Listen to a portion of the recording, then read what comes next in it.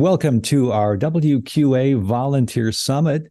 Happy to have you on board, everyone, if you're joining us live or perhaps watching at a later time. I'm Wes Blee, WQA's Marketing and Communications Director, and it is with great pleasure that we have you on the Volunteer Summit today. And as part of WQA Member Appreciation Month, it's kicking off today, November 1st. Wow, time does fly. Here we are, just a couple of months left in 2023.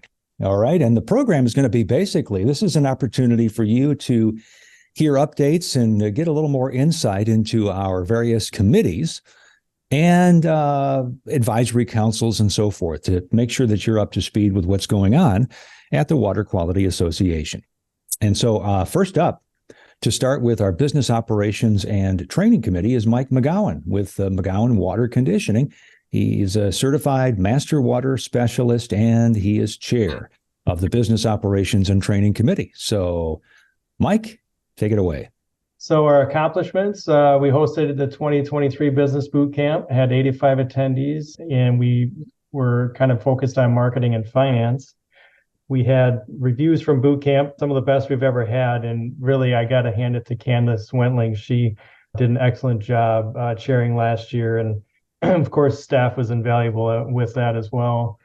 The boot camp attendees joined the WQA PFAS symposium for lunch that day too. So that breaking up boot camp and to listen to that speaker was a great addition. And we got a lot of feedback from the attendees appreciating the opportunity to get out of our room and then listen to a different subject and get back in. It was a nice breakup. We coordinated more than 6 hours of business education during the convention, and that included requested sessions on ethics as well. And looking ahead, continue to assess the needs of the industry to provide engaging business operations and training opportunities. Planning for and expanding selection of business education for WQA's 24 convention. We've had a couple meetings already. We have a third meeting coming up next week. So we're well on our way to nailing down some great content and looking forward to seeing you all in the spring at convention. Hey, Mike, thanks very much. We appreciate that. And for the update on the membership committee, we're joined by Amanda Krangle.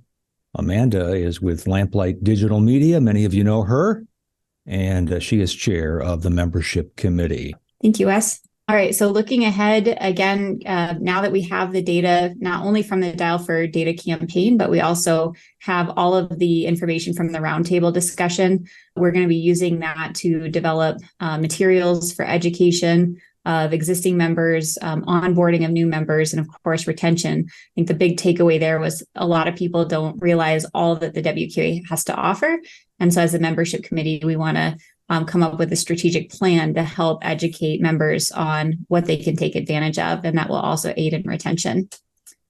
The onboarding campaign is something that we're working on, and then of course every year for convention we're trying to constantly improve how we welcome new members and how that's handled, so that when people do come on board as members of the WQA, especially when they attend convention, it's really where we want to get them hooked in and really excited and passionate about being a part of this organization. All right, time to move on to the Industry Research Committee. Claudia Milleron with Kinetico Incorporated is chair of the Industry Research Committee. Claudia. Hello. Thanks, Wes, and thanks everyone for joining us today. This is our fresh out of the oven project, the cross-correlation report. Our research committee met since convention last year all the way till this summer to come up with what will tell us how the industry is going to do, from the forecasting part and from the industry, the history side. What we did on this cross-correlation report was identifying some variables that track very close to our industry. So on this report, and I encourage everyone, if you haven't seen it, go visit WQA.org Grow Industry Reports, because it shows how the data correlates to, of course, RO systems, personal consumption expenditures for durable goods, and housing starts and forecast. We'll be updating these quarterly, so make sure that you take a time to review this data. And looking ahead, we continue to monitor and improve all the existing reports that we have. And moving forward, we're going to start considering additional market trend reports. So be on the lookout for surveys because we want to hear from all members to see what they think will be valuable. So I invite everyone to join the research committee. Very interesting things happening there. Thanks, Wes. Let's continue with our updates. It looks like we're going to go back to Claudia because we're going to get an update on the Thrive Advisory Council. Claudia? Yes. And looking ahead, we gather feedback from membership and other volunteer groups to help provide direction on designing resource page, offering tips to support workforce recruitment, development, retention, and to provide recommendations on promoting the industry. So getting people excited and building pride about being on the water treatment industry, because like we all know, this is the time to be very interesting topic. So thank you so much. Continuing with our councils, we have these 3 advisory councils, Thrive, Rise, and Win. We're going to switch gears here to the Rise Advisory Council and call on Derek Packard with Culligan Water Conditioning Packard Group. Derek is a certified water specialist and chair of the Rise Advisory Council. Thanks, Wes. Looking ahead for Rise, we're going to do a survey at young professionals and professionals that are new to the industry or WQA, helping to identify gaps, topics we can focus on, hopefully through a webinar series to bring value to our members and those interested parties, and then ultimately design the format of topics as well to host a 2024 Rise webinar series. Open to feedback and ideas on that as well as that unfolds. All right. And then another advisory council is the WIN Advisory Council. And for that, we head back to Jamie West with CTEC Water Solutions, chair of the WIN Advisory Council. Jamie. Hi, good afternoon, everyone. Looking ahead, we would like to, of course, expand by data collecting to identify the targets and learn how to help members to step out of their daily tasks. We want to, second, develop a day in the life video recognizing women in the water space and different roles in the industry. And 3, we can design content based on the gaps and determine the best delivery method to get the information out to the workforce. We now are moving on to the Water Sciences Think Tank Advisory Council. This is a new name for this group, I believe. And Frank Bragano, PhD with Bragano Consulting, is the chair of the Water Sciences Think Tank Advisory Council. Good afternoon, everyone. So we're encouraging WQA members to join the think tank. We've reached out to the former members of the Water Sciences Committee, reaching out to all of you today. And whether you're a member of the think tank or not, we're asking you to submit projects to the think tank that would be to the betterment of our industry, not for a specific company or dealership, but for the betterment of our industry. And then the membership of the think tank will take and review these projects, prioritize them, and then select some projects to work on. So here is an example. This isn't a limiting list. This is an example of the type of projects that we expect the think tank to work on. One would be to continue efforts to support other WQA committees in any way needed. Also to support external stakeholders as to how they can understand and use the technologies that our industry has. Work to identify emerging contaminants, be on the front end of emerging contaminants, not necessarily have to wait to the EPA, but let's be on the front end of that. Look at new technology advancements that are occurring in our world today. A good one is artificial intelligence. How is artificial intelligence going to impact our industry? How can it make our products better, for example? And then also sustainability, carbon reduction, et cetera. How can our industry work to improve our products in terms of efficiency or sustainability? Moving along to the regional and state and federal government affairs committees, we want to get an update from RJ Easton with U.S. Water Company. RJ is the vice chair of the Federal Government Affairs Committee. RJ? Thank you, Wes. So as we look ahead again, we're looking to effectively just expand upon what we have already been doing. So from an education perspective, developing resources and planning webinars on government affairs related topics. The hope here is to build confidence amongst association members who maybe have little or no experience with any type of political, legislative, regulatory matters, and lowering that as any kind of a barrier to get involved in these things. Because association members getting involved really expands the reach of what we're able to keep track of and what we're ultimately able to accomplish. We'll look to expand the congressional fly-in. We want to encourage as many WQA members as possible to coordinate state legislative days as well in 2024.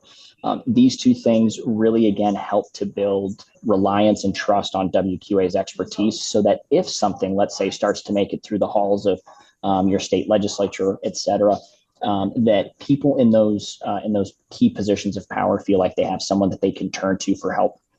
And then finally, from an advocacy perspective, we want to present grassroots opportunities for WQA policy priorities, including to continue to advocate for and push for passage of the Healthy H2O Act.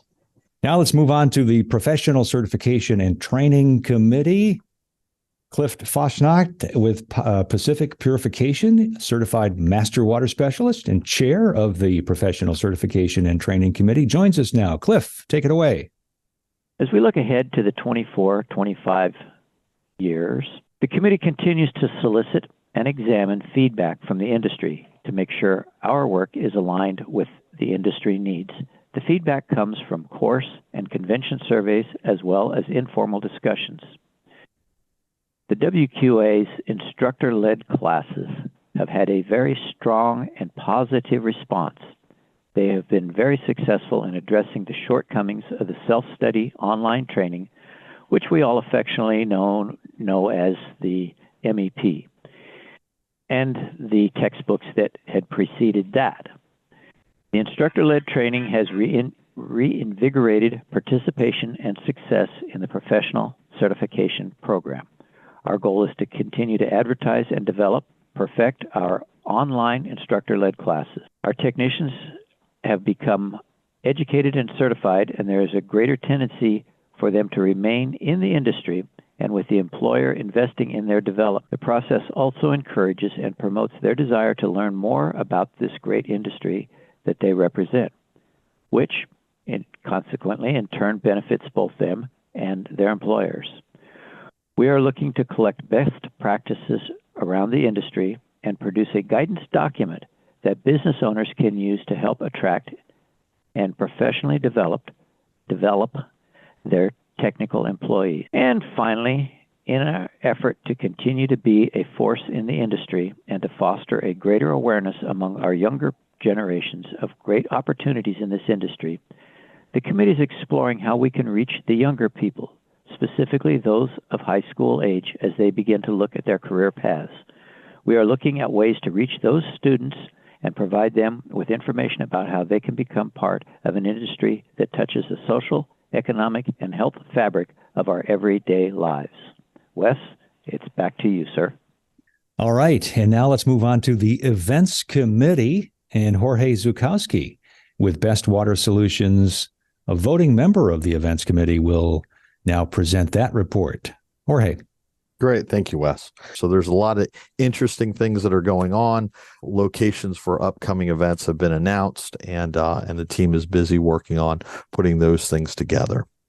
Looking ahead, what's going to be happening is, as mentioned, defining and implementing a clear mission of the events committee and communicate that to the committee membership. So one of the things that's been important that Doug has been working on with Angie and other members of the committee is kind of moving from a committee that was kind of doing some kind of logistics and granular detail focus into a more overall strategy and doing more strategic thinking and direction. And I think that's a very positive movement in the right direction as far as the events committee, a committee that I've been involved in for many, many years. So I see that change, and I see Angie driving that change, and I think that's fantastic.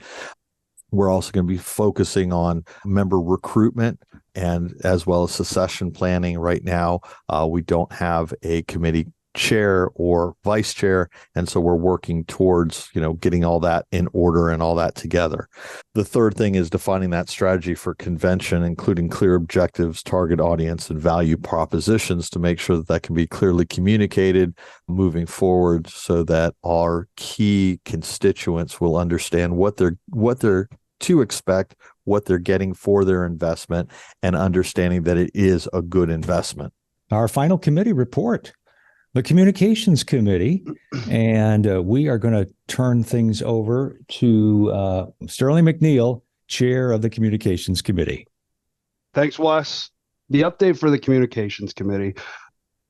Our goals for the committee is to support the WQA strategic plan. We're looking to help the association grow and to promote key events. Some accomplishments that has happened is we now have a PFAS portal that it's all in one place and it's only for members. We've also had a task force, the Ethics Task Force. Now we have a resource to promote and encourage WQA's Code of Ethics. And lastly, we have the next phase of a public awareness campaign. Looking ahead, the next phase of the public awareness program, we're looking to have an updated betterwatertoday.org site. We're also looking how to help members with AI and how is this going to affect their business. And lastly, WQA's anniversary. And we're looking to celebrate 50 years of WQA in 2024. So lots of exciting things coming up. Wes, thank you very much. Back to you. All right, Sterling. Appreciate that. Thank you all for joining us and kicking off Member Appreciation Month by participating in our volunteer summit and sharing the many achievements and accomplishments of our volunteers. If you are inspired to become a volunteer by what you heard today, or perhaps maybe switch over, join a new group, go to wqa.org/volunteer to sign up for our many opportunities to get involved, okay?